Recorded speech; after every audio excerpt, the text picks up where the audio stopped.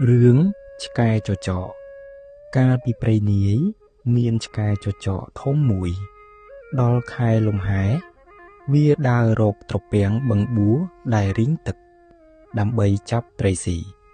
លុះទៅដល់ត្រពាំងរីងទឹកអស់នៅតែក្រឡុកមួយឃើញសុទ្ធតែភក់មានត្រីកំពឹសបង្កងក្តាមជាច្រើនណាស់ចចកឃើញហើយមានចិត្តត្រេកអររីករាយគិតថាថ្ងៃនេះអញមានលៀបធំណាស់ជាលៀបចម្លែកជាងសពរដងឯកំពឹសមានប្រាជ្ញាឮចចកថាដូច្នេះហើយក៏និយាយលួមលោមចចកថាយើងទាំងអស់គ្នាសិតតែជាចំណីបងចចកទាំងអស់ហើយប៉ុន្តែយើងប្រឡាក់ពួកណាស់បងឯងស៊ីយើងទាំងភក់ដូច្នេះមិនឆ្ងាញ់ពិសាទេចចកឆ្លើយថាធ្វើដូចម្ដេចនឹងឆ្ងាញ់ពិសាកំពឹសឆ្លើយថាត្រូវបងចចកយកខ្ញុំទៅលាងទឹកឲ្យជ្រះស្អាតហើយសឹមស៊ីនោះទៅឆ្ងាញ់ពិសាចចកថាដូចម្ដេចនឹងយកទៅលាងទឹកបានច្រើនដល់ម្លឹងកំពឹសថាបងចចកកុំព្រួយចិត្តខ្ញុំធានាគិតឲ្យបងបានស្រួលប៉ុន្តែត្រូវបងឯងធ្វើតាមខ្ញុំចចកឆ្លើយឡើងថាបងឯងធ្វើដូច្នេះក៏ខ្ញុំតាមទាំងអស់កំពឹសថាធ្វើដូច្នេះចូលបងឯងចូលមកដេកននីលក្នុងភក់នេះទៅហើយយើងរាល់គ្នានឹងបានតោងខំរោមបងឯងនាំយើងទៅរកស្ទឹងបឹងបួដែលមានទឹកថ្លាច្រើនបងឯងលាងយើងឲ្យស្អាតហើយសឹមបងឯងស៊ីឆ្ងាញ់ពិសាតាមចិត្តចុះឯចចកជាសត្វលោភលន់ហើយល្ងងខ្លៅក៏ធ្វើតាមពាក្យសម្ដីក្រពឹសកំពឹសនឹងត្រី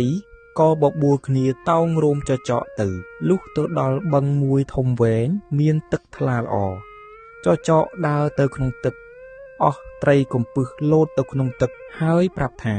បងចចកឯងទៅជញ្ជូនឲ្យអស់មកសិនសឹមមកស៊ីឲ្យឆ្អែតតែម្ដងយើងនៅចាំបងនៅទីនេះចចកក៏ទៅជញ្ជូនត្រីនិងកំពឹសមកលុះត្រាតែអស់ពីត្រពាំងនោះពួកត្រីកំពឹសក្តាមខ្យងដឹងថាចចកជញ្ជូនអស់ហើយក៏នាំគ្នាជ្រមុជទឹក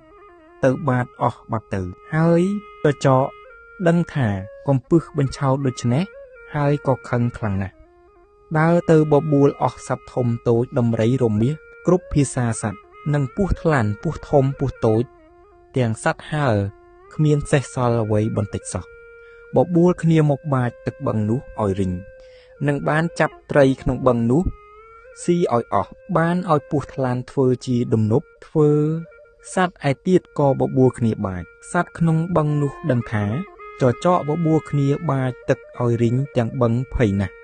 ក៏គិតក្នុងចិត្តថាយើងធ្វើម្ដេចនឹងបានឲ្យសត្វទាំងនេះលែងបាចទឹកបានកាលនោះត្រីក្រាញ់ឆ្លើយឡើងថាខ្ញុំឮគេនិយាយថាបងសុភាទន្សាយជាអ្នកមានប្រាជ្ញានិងឆ្លាតវៃចេះជួយទុក្ខធុរៈសត្វដទៃជាច្រើនណាស់មកហើយបើដូច្នេះខ្ញុំនឹងទៅពឹងបងសុភាទន្សាយឲ្យជួយយើងពួកត្រីគិតគ្នាហើយក៏ប្រើត្រីក្រាញ់ទៅអញ្ជើញសុភាទន្សាយត្រីក្រាញ់ប្រឹងននាលទៅលុះដល់ត្រូវថ្ងៃក៏ក្រៀមស្រកាអស់ដល់យប់សុភាទន្សាយចេញមករកស៊ីបានឃើញត្រីក្រាញ់ននាលដូច្នេះក៏សួរថាបងត្រីក្រាញ់ទៅណាត្រីក្រាញ់ឃើញសុភាទន្សាយហើយមានចិត្តត្រេកអរពន់ពេក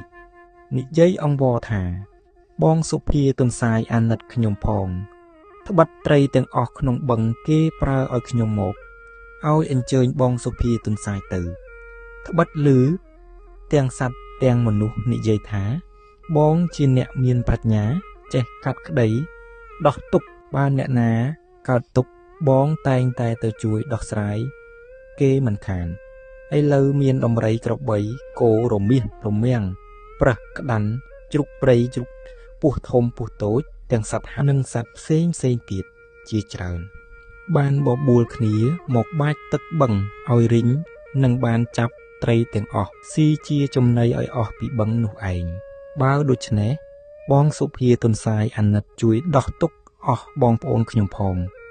ហ ហើយបងនឹងមានគេឈ្មោះចាប់ពីពេលនឹងទៅឯទុនសាយឮត្រីក្រាញ់និយាយអង្វរដូច្នេះក៏ឆ្លើយថាបងត្រីក្រាញ់ទៅមុនចុះទៅប្រាប់អស់បងប្អូនកុំឲ្យភ័យចាំជួយដោះស្រាយឲ្យរួចកុំបារម្ភអីត្រីក្រាញ់ក៏ត្រឡប់ទៅវិញឯទុនសាយលុះព្រឹកឡើង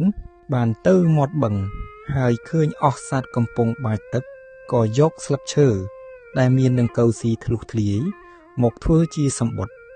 ហើយស្រែកហៅអស់សត្វទាំងនោះថាណែបងប្អូនទាំងអស់ចាំស្ដាប់ខ្ញុំត្បិតព្រះឥន្ទលោកឲ្យខ្ញុំនាំសម្បុត្រមកប្រាប់គ្រប់គ្នាថាព្រះឥន្ទលោកមកកាត់ជើងត្រុំក្រមុំជើងអក